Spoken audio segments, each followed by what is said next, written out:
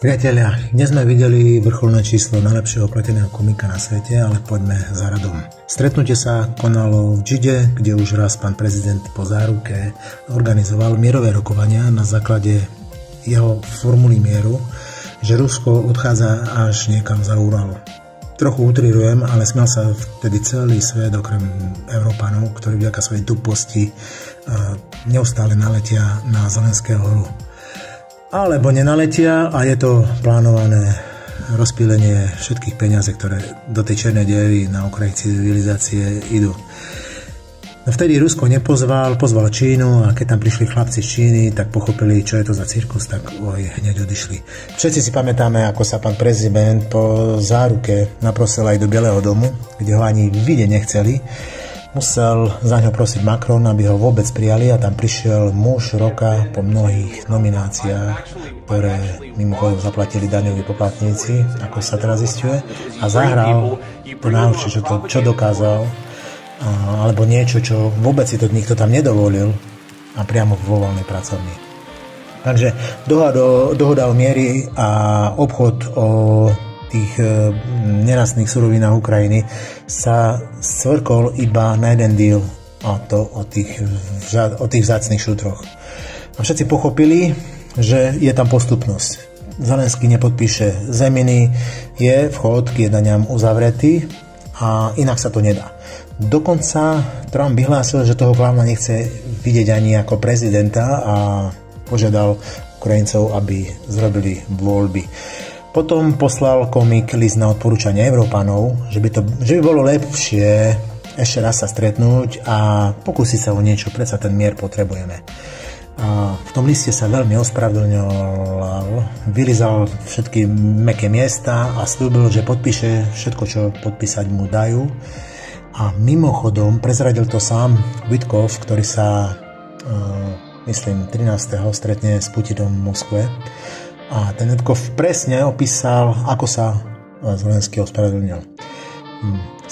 Na Ukrajine sa stala jedna vec, že v ten moment začali všetky kanály tvrdiť, že nič také nebolo. Prečo by sa aj heroj mal nejakému americkému klaunovi mal ospravedlňovať? Takto to citujem, ako útočili na Trumpa všetky kanály. Tak fakt viedli celý deň diskusiu o Američanoch.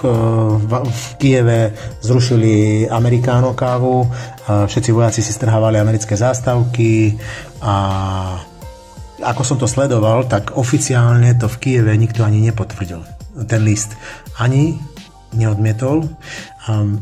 Oficiálne sa nikto nevyjadril, pretože takýto list bol a protirečiť pred jednaniami v Arabii, to by sa nikto asi neodvážil. To by bola samovražda chunty.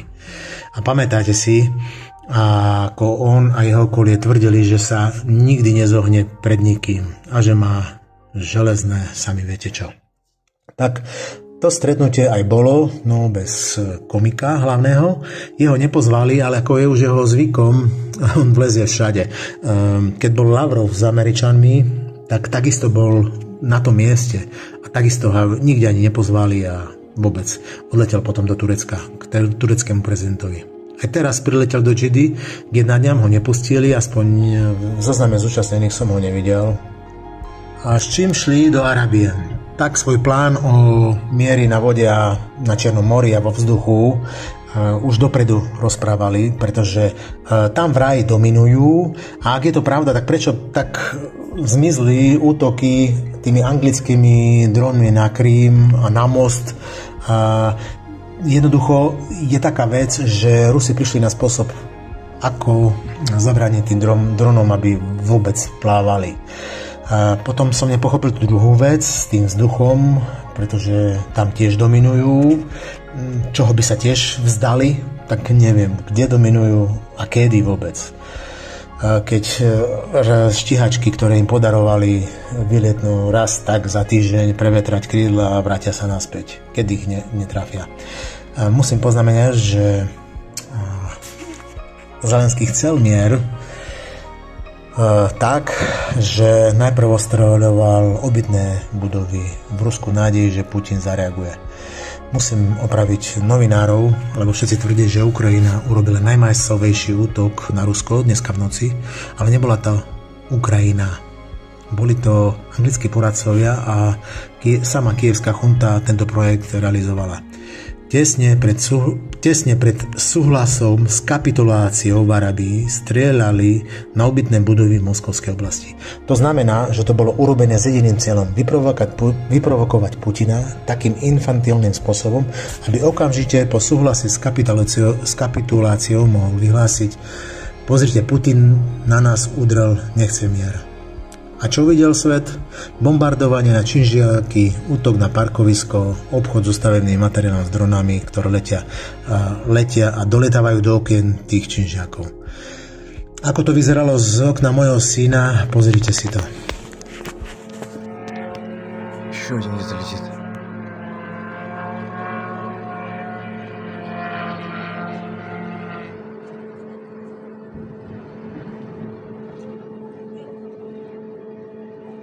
Охренеть.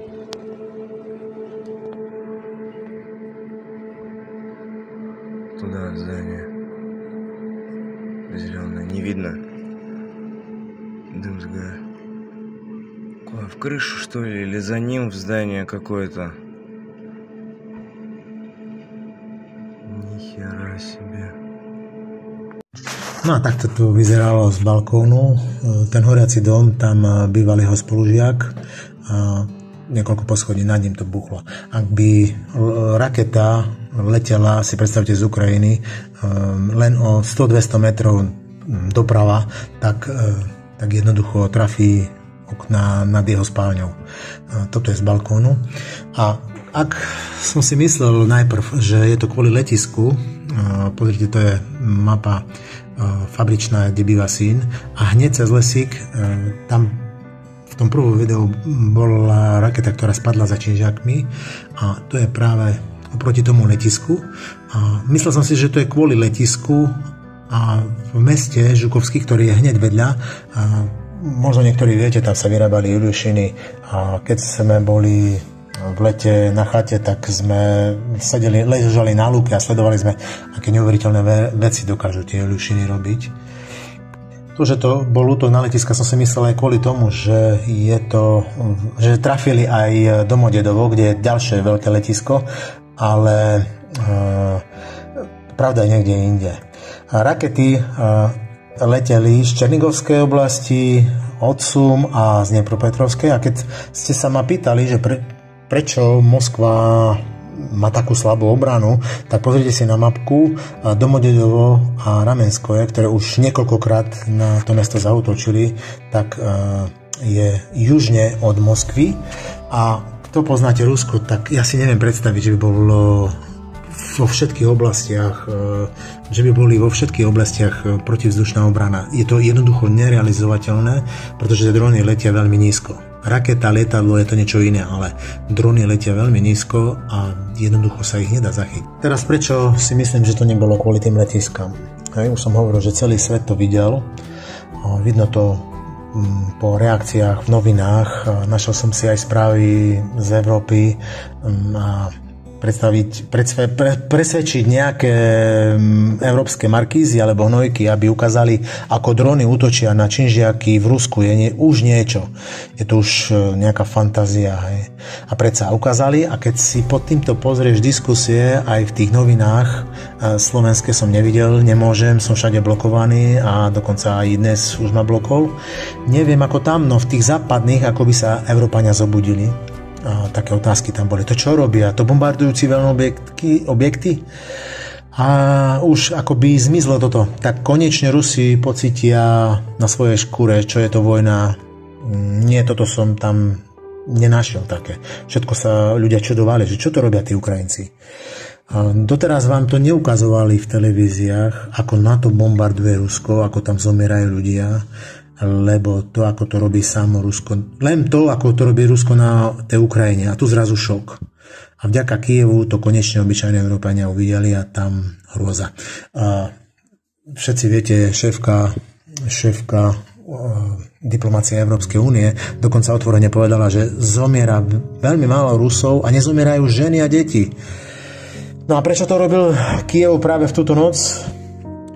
No, čiastočne to môže byť pomsta za Sudžu. Tam je krach vojny v Kurskej oblasti. Tam je už vlastne záverečná a o tom ďalšie video budem zvlášť robiť.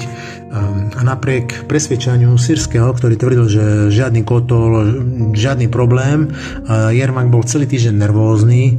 No, aj takto všetci pochopili. Veď Američania majú svoju rozviedku, Angličania takisto majú svoju rozviedku. Musia všetci vedieť, čo sa tam deje. Keď toto hovorím, tak už ruská armáda obsadila okolo 40% Sudže. Umrelo tam strašne veľa vojakov z Ukrajiny a už ich nikdy nikto nenájde, pretože to bol masaker. Ale to už v tom druhom videu. A tu prichádza klasika, ten dôvod. Pamätáte Kramatorsk, keď nahnali ľudí na vlakovú stanicu, lebo idú Rusi a vystrelili na to námestičko točku M. K večeru zo všetkých médií vtedy zmizlo, že to robili Rusi. Zmizlo vtedy všetko. Len na slovenských si myslím, že tam ešte ostalo deň, dva, to do nekonečna opakovali. Tam zomrelo hodne ľudí. A okamžite nabehli vtedy štúdia Bielých prilieb a vznikol horor v Obuči zo štúdia BBC, ktoré som vlastne v tom prvom videu, link bude dole, o narkomanovi, z ktorého robili muža roka, vysvetlil, čo sa vlastne tam stalo. Viem to aj inak. Keď sa Zelenský zberal do Európy na zber výpalného, tak vždy som čakal, že sa niečo stane. To nejaký činžiak vybuchol, to nejaký kultúrny dom, to nejaká nemocnica, ale vždy to bolo deň predtým, ako Zelenský mal ísť do Európy. Druhá varianta, ktorá mi napadá pri tom útoku dnešnom nočnom, tak zoberte si, že Zelenský navrhuje prestať s útokmi vo vzduchu, tak toto je ideálny dôvod pre Putina súhlasiť s tým, veď nezomierali by ani Rusi. A tretia varianta, tá je tá najhoršia, vyprovokovať Putina, aby strelil zo pár orešníkov niekam po Ukrajine. To je jedno kde. Na Zelenský má istotu, že po ňom sa strieľať nebude. Hej. Koľkokrát takto už bolo urobené. A režiséri sú známi. Vždy tam na tom mieste boli CNN a BBC a nabiehajú stále tie zakrvavené tetušky. Však všetky, čo ma sledujete, tak už ich poznáte. Hej. A nakoniec by vyšlo z toho, že Kreml predsa nechce mier. Z toho, ako sledujem kanceláriu prezidenta po záruke, tam sú ľudia, nechcem uraziť nejakých 9-10 ročných, ale takí tam sedia v tej kancelárii. Poprvé, všetci medzi sebou hovoria po rusky a napríklad túto situáciu podľa mňa riešili takto. Uvidíte, Putin vybuchne, udrie a bude super vojna, tu je média na západe ich vždy podržali, obyvateľov Európy sú na to pripravovaní, že Putin to predsa urobí a pustí tú atomovú bombu. Provokácie tie médiá neukazujú. Hej, že zomierajú ľudia aj v Rusku, v Donbase, v Luhansku, všade. Ukazujú iba odpovede a tam sú vždy tie isté ženy obväzované. A vtedy oni si tak myslia a vtedy príde Trump a povie Putinovi: Vova, čo to robíš? My sme sa dohodli, idem ja na bankovú, všetci tam už boli, ja som tam ešte nebol. A takto my, hachli, vyhráme. Ak si myslíte, že to nejaký blúd, tak ste na omyle. Oni sa fakt na tej bankovej takto bavia a takto riešia situácie. A plán je pohádať Trumpa s Putinom a idú na to nemalé peniaze. Fakt. A mimochodom vaše z Európy, pretože oni svoje nebudú predsa platiť. Aj čas je dôležitý. Bolo to noc pred jednaniami a druhé. V Moskve bol šéf OBSE a on si s radosťou bol pozrieť tie miesta, kde to padlo. A to boli všetko civilné objekty. Nie energetika, parkingy, obytné doma a všade sa nachádzali tie guličky, ktoré boli plné tie rakety, aby čo najviac ľudí zabiť. A toto všetko šéf videl a zaregistroval. Taktiež v Moskve bol bloger Friedman. Ak si pamätáte, bral interview a vtedy bol nehorázne Zelenský vulgárny. Je zaujímavé, že dnes tvrdili na Bankovej, že žiadne prímerie na súši nebude. Pretože Putinová armáda končí, toto aj vám hovoria, a Putin počas toho prímeria bude naberať nových otrokov, hej, doliečia sa zranení Korejci a trošku sa pritom treba zamyslieť. Je rozdiel, ak v Rusku idú na vojnu za fakt veľké peniaze. Vidím to pri synových kamarátoch, ide o veľké peniaze za podpis, ešte väčšie idú za zranenie. A vidím aj to, že niektorí chlapci, jeden konkrétne 3-krát už bol v nemocnici, za všetky tie peniaze nakupujú špičkové zariadenia a vracajú sa na front. Peniaze dostávajú okamžite. No a teraz k tým otrokom. Toto bolo Rusko. A slobodní Roguli z Odesy, Kieva, Lvova, no všade prechádzajú busifikáciu. Busifikácia je slova bus a viete, kto to je? To je TCK, ktoré tlačí ľudí do autobusíkov. No a slovo busifikácia bola najobľúbenejšie slovo za minulý rok na Google vyhľadávači. Týmto akoby chcel tvrdiť, že Kreml má problémy s mobilizáciou a bankovanie. No, všetci vieme, ako to je. Uvedomme si, že Rusi teraz uvoľnia obrovské počty vojakov v Kurskej oblasti a ja si myslím, že už teraz taká koncentrácia tam nie je potrebná a už podľa mňa už aj presúvajú na ďalšie fronty, lebo z niektorých frontov predsa len boli stiahnuté. Takže priateľa, toľko útoku na Podmoskovie. Dneska som chcel dávať o Kursku, ako začalo, vlastne všetko, ako to prebiehalo až do konca, ale vidíte, plány sa menia. Nezabudnite mi kliknúť, podiskutovať a teším sa na stretnutia s vami, na ďalšie stretnutia. Tak majte sa, držte sa. Po živom uvidím. Paká.